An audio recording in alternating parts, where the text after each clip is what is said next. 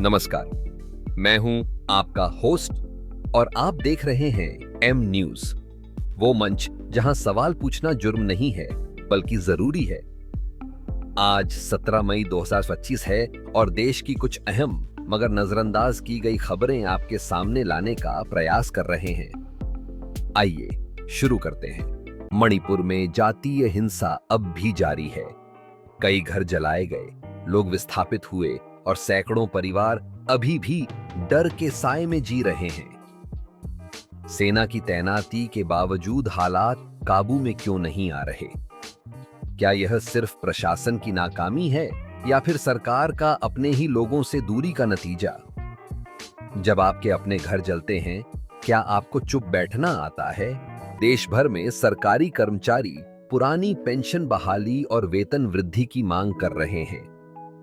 क्या यह सिर्फ आर्थिक समस्या है या फिर सरकार की नीतियों में बढ़ती खामियों का नतीजा?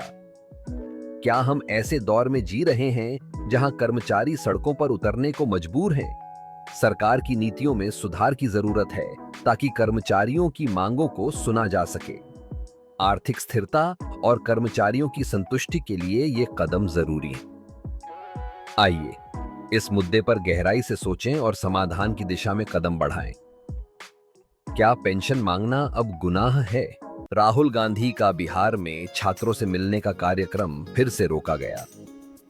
प्रशासन का कहना है सुरक्षा का मुद्दा है। लेकिन क्या लोकतंत्र में नेताओं का जनता से मिलना अब खतरा बन गया है? क्या यह सही है कि सुरक्षा के नाम पर जनता से दूरी बनाई जाए? छात्रों की उम्मीदें और सवाल अनसुने रह जाते हैं। क्या यह लोकतंत्र की सही तस्वीर है? राहुल गांधी का कहना है कि जनता से मिलना उनका अधिकार है।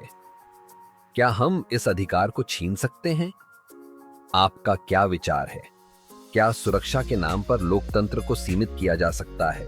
देश के युवाओं में बेरोजगारी का गुस्सा बढ़ता जा रहा है। डिग्रियां तो हैं, लेकिन रोजगार नहीं।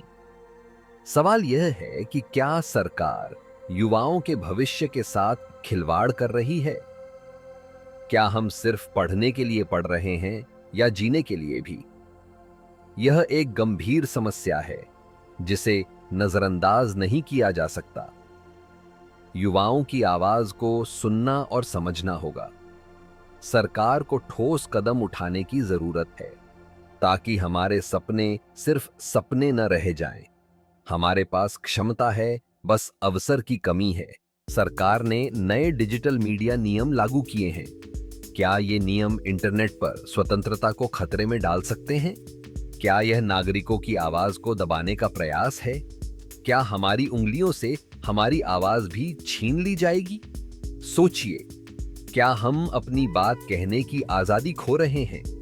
क्या ये नियम हमारे डिजिटल अधिकारों पर अंकुश लगाएंगे? आपका क्या मानना है? कमेंट में अपनी राय साझा करें। धन्यवाद। जय हिंद।